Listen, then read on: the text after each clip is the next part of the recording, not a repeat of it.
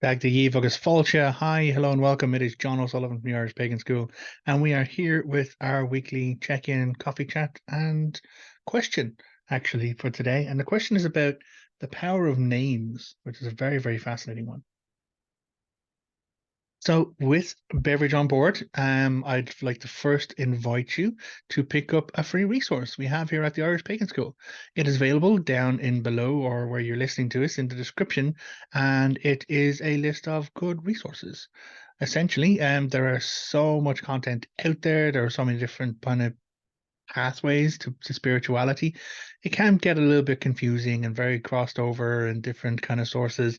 So yeah, what we've kind of pointed out is a list of good practical kind of things to connect with if you want to follow the path of Irish spirituality as we present it at the school. Now, of course, this is not the only way to spirituality. This is not the only way to express your paganism. But when there are so many different paths to choose, sometimes it's good to know or to at least have someone you trust to say, actually, this is where you want to be directing your energy and not over here because either it's appropriated content, it's irrelevant content, it's completely fictional content, or the person who's created the content is an inappropriate person in some way, shape, or form. So pretty much save yourself the hassle, save yourself the challenge or the additional effort of having to unlearn or relearn by just getting the resources right at the beginning. So that is what we have available for you. If you're interested, pop down, sign yourself up onto the mailing list, get connected with all of the other amazing free resources we give out, and then pick up that reading list and maybe actually get into it as well. Don't just have it sit there in a file or folder. Like, maybe pick up a book, pick up something of it, and see what you can learn from it for your own growth and experience. So back to our topic there today, and the topic is inspired by a comment that popped up in our community on our YouTube not so long ago, and it was I was actually doing a video. I think it was about the different psychological kind of elements of persona and shadow, and how some ways that can connect with working with the Morrigan. And someone mentioned on the comments that they were a little bit concerned because before they really knew much about their path, before they'd done a lot of the learning of the lore, they named their pet Morrigan, and they were concerned that that was in some way offensive or upsetting or like, and they really wanted to know what they should do about it, or have they done something wrong. And what it really comes down to is this concept of the power of names. Now, I've talked about it in a couple of different ways before. Like, I've done classes on being a bard at the Irish Pagan School, and there's a lot of information about how the words we use help to define our perceptions of things, how we connect and how we integrate with things. It is part of our existence as cerebral creatures who communicate in this thing we call language, in these mouth noises and sounds that kind of we have taught ourselves to make over generations, which differ from country to country, differ from like locality to locality. Even in Ireland, there are multiple different ways to express your Irish accent, or if you're speaking like your Gaeilge, the language of Ireland. I I speak what's known as like Dub or Dublin Gaeilge, whereas there are many different other forms of pronunciation that go along, even though they're the same words. And so when we talk about, all of this concept of how language defines things and defines our understanding of things and our connection to things, the words we use get very, very important very quickly. And when we connect that with our psychological landscape, from purely mental point of view, if we are presented with certain adjectives which are described to us, then we inherently begin to identify with those adjectives. People compliment me, for example, and it's like, oh, geez, you're so funny or whatever. I then begin to identify with this concept of funny. Or people go out of their way to be mean or harassing or terrible to myself or my partner in some way. And it hurts and it takes a lot of mental energy to not identify with these adjectives that you're being presented at, or we're gatekeepers, or we're mean, or we're elitist, or anything like that at all. Um, so even then, it takes up a lot of information or a lot of energy for us to be able to reconcile all of these words that are presented. But the words themselves are crucially important because it's through language that we have definition, through definition we have comprehension, through comprehension we get to understanding. So this is why stuff in our I keep seeing, I keep being, as a male and presenting individual, I keep being presented with all of this toxic male bullshit in my social medias about, well, in my day, we got jobs when we were 17, like we earned a living, like, we were focused on, like, making right by our relationships and all the rest of it, whereas you don't even know how to understand what a man is anymore. And it's all this kind of like twisted, stereotypical, fucking horrible, toxic masculine bullshit, to be honest. And I'm working up to doing a clap back to some of these things, or my response to some of these things, because in those days, yeah, roll the clock back, take it back in my lifetime to the 1980s in Dublin. It was subsistence living. It was survival. Like we didn't really have any, like there were no computers. Like the first computer that came into my household was, an ex-bank machine that used to be an Allied Irish Bank that my mom, as a cleaner of the bank, had managed to bring home. I'd asked them, could they, and that was to help us begin to kind of understand how computers were going to change and shape our world. And here we are 20, 30 years later, and I can hold up this small device in my hand, which has more powerful computing in a, a it's just fascinating. More powerful computing in a phone than the first like big massive computers that actually came into my household. I think it was, yeah, we actually, with the whole moon mission, putting someone on like the whole moon landing kind of stuff. Yeah, the equivalent like processing power of the computers that were used to put human beings on our lunar orbit on the moon. Um, was outdone by the Commodore 64 game console when it was launched all of those years ago, which blew my fucking mind when I found that out. And here we are today with so much more access to this kind of to technology, and how those are beginning to inform how we understand and connect with things. But it's because of the advancements that we've made that we are now able to actually take that step back and say, okay, well, we do have a better society. Like we do have, you know, okay, now I'm saying we, I am speaking about Ireland here. Like there are many countries around the world who don't have equality, don't have access to the same like resources that are like, there is first world countries, third world countries, and even that classification is upsetting and frustrating because we're all fucking humans at the end of the day on the one planet. Okay, I need to get back on track so I don't get off onto a rant here. But we have the space and we have the education and we have the access to information now to see the inequality, to see like the harm that is being done. We're no longer just beholden to our local newspaper to tell us what the news is.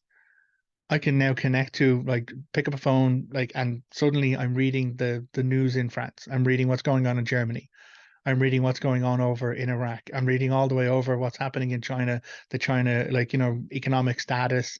If I wanted to, I could actually just follow a streamer on, Australia, you know, explore the news media in New Zealand and find out what they think about the Rugby World Cup at the moment.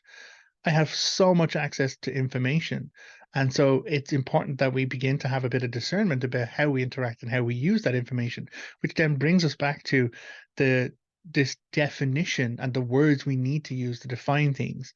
And it's important to have the language around these discussions, have the discussions around these languages, because if we don't, then we just fall into a status quo and we allow things to just carry on without having the social improvement that needs to come after all of this technological improvement, after all of this, improvement in lifestyle and longevity and stuff.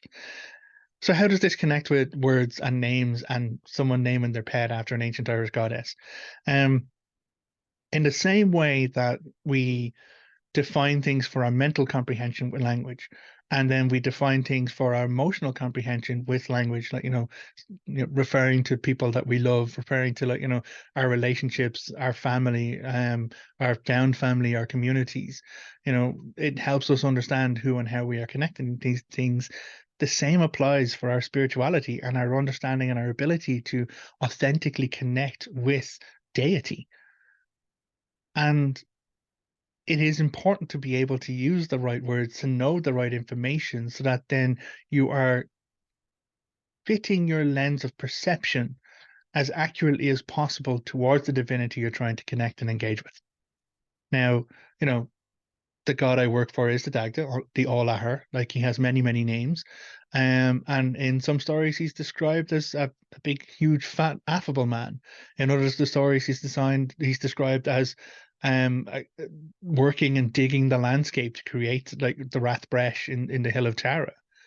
In another story, he is described as becoming sickly and weak because the meals that he should be have like that he needs to consume for his health, a portion of those are being stolen from him. So there is so many different pieces of information that create the perception of this deity. But in other stories, he's presented as harmful. He's presented as dangerous. He's presented as an idiot, an oaf, or a lech, you know. And those stories are part of the information, are part of the lore, but it's understanding the broader picture and the broader like elements of it that we really begin to align our perceptions with how we connect with these deities. And so that's where problems like, people referring to sexy Morrigan statues, or right, quite recently, one came up in our groups of connecting her to the Raven Queen. The Raven Queen is a fictional character from Dungeons and Dragons. And though this fictional character pulls a lot of elements from like Corvid and transformation and, well, death in those circumstances, the Morrigan is not a death goddess. Um, and people begin to kind of compare like for like, or people begin to kind of associate their perceptions of it, and that's where things begin to get tricky. So how does this link again to naming your pet after a deity?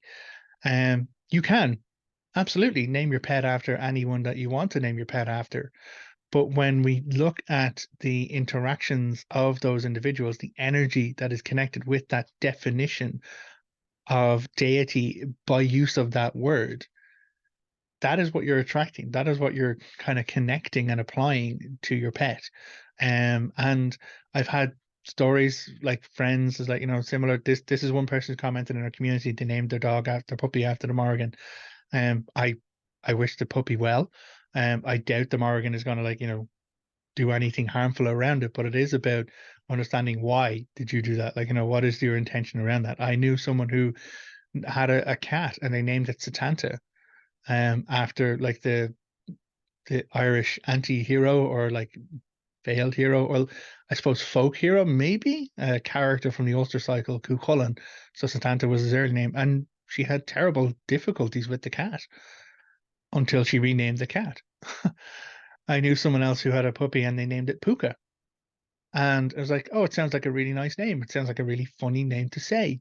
But then when you put that in the Irish context, a puka is a malevolent spirit, which causes a lot of harm and danger to people who come across puka, either by, ripping the arm off them, or kind of throwing them up on its back if it's in horse form and taking them on a gallop all across the world, or or the island in a pitch of dark, causing them a near heart attack, only to throw them in a ditch at the end of it all. So like there is a lot of difficulty around what you are naming and what kind of the entity will then try and live up to by the naming of it. And so it's worth being very considerate around it. And names have power. Like the moment you understand a name, you suddenly have a definition. You have a definition which can then lead to insight or comprehension about that person. Like if I say my surname is O'Sullivan, straight away you may know Sullivan is an Irish surname, so there's an Irish association with me. Oh, if you know more about the O'Sullivans, well, they come from the southwest of Ireland, Cork and Kerry, down in Munster. So suddenly you're able to kind of rationalize a bit more information in. If you know a lot of the history, you'll know that there was two branches of the O'Sullivan family, O'Sullivan Moore and O'Sullivan Bear, and there was a whole conflict around that. And then there was a final matter of the O'Sullivans in like the early medieval period before the conquest of Britain coming in. But all of that is because you may have information that connects with a word O'Sullivan. So we need to be careful.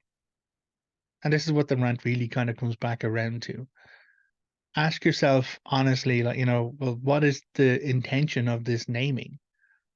What is the purpose behind it? What is the energy you're attracting to these creatures, to these entities that, you want to share your life with? Be it, you're engaging with your deities and you want to share your life with them respectfully in an authentic connection that we talk about and teach about at the Irish Pagan School, or if it's the pets or the animals that you bring into your family because they are family.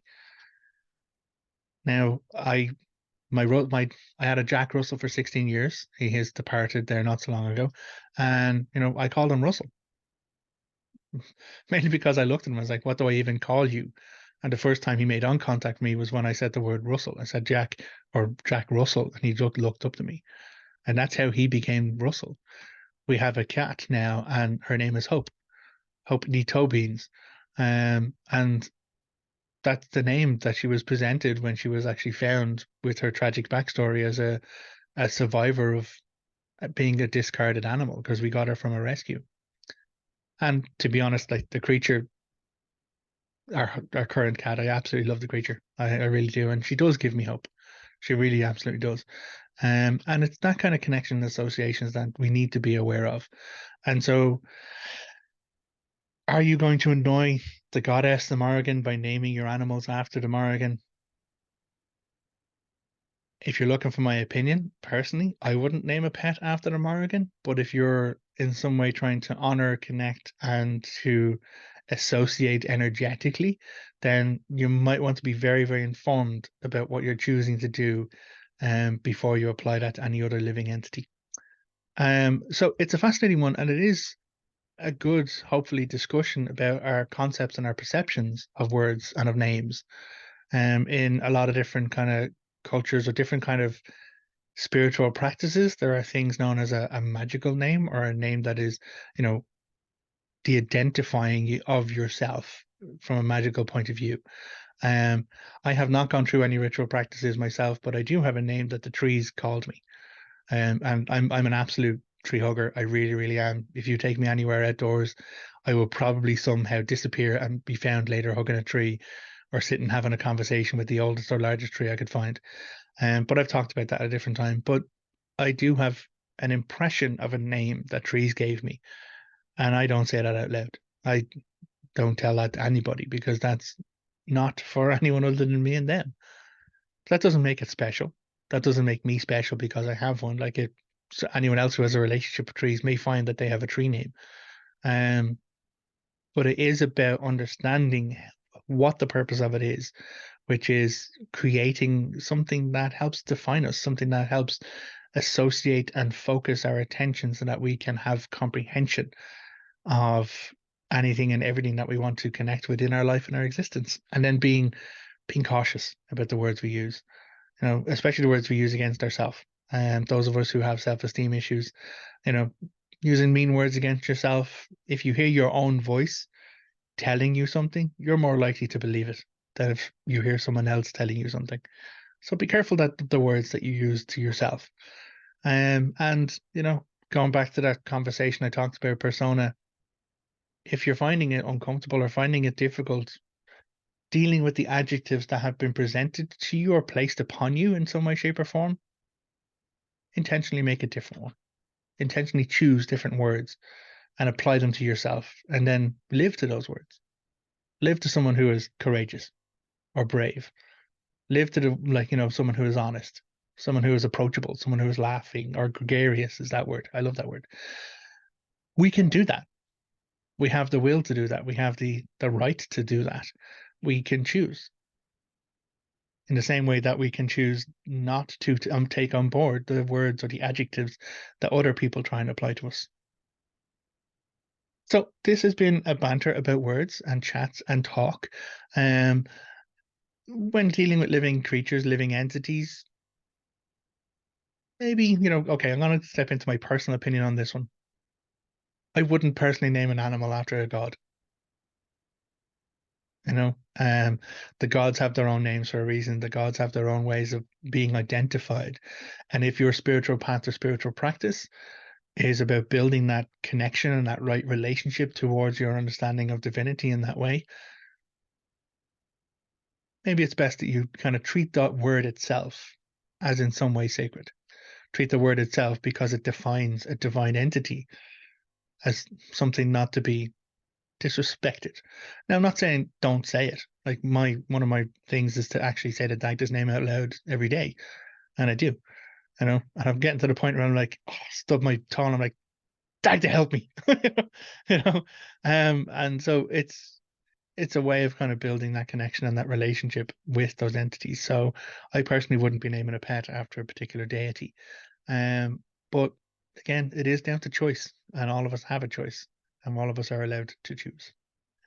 So, thank you very much for hanging out with us. Thank you very much for joining me for this coffee talk and chat. As I said, I know it was a little bit rambly, and I do try and honor when people try and ask us those questions down in our chats, down in our community spaces, and try and get back to them as best I can. Just to remind again, pop down, pick up that resource, get on the mailing list. Like, we're very much conscientious of not bombarding people's inboxes in some way, shape, or form, but we release a lot of content. And so we want to make sure people are connecting to it or aware of it when it goes out. And then we do have those classes that we teach at the Irish Pagan School as well, including the occasional offer. So, keep on the mailing list, be worth doing. And I will leave it at that. I will say thank you very much for being with me, Gaurav Mila Mahagas, for this chat. Actually, I'll confess it's tea. It's a tea chat today, not a coffee chat. Um, but look after yourself. Take care, and until next time, Slán. Goodbye.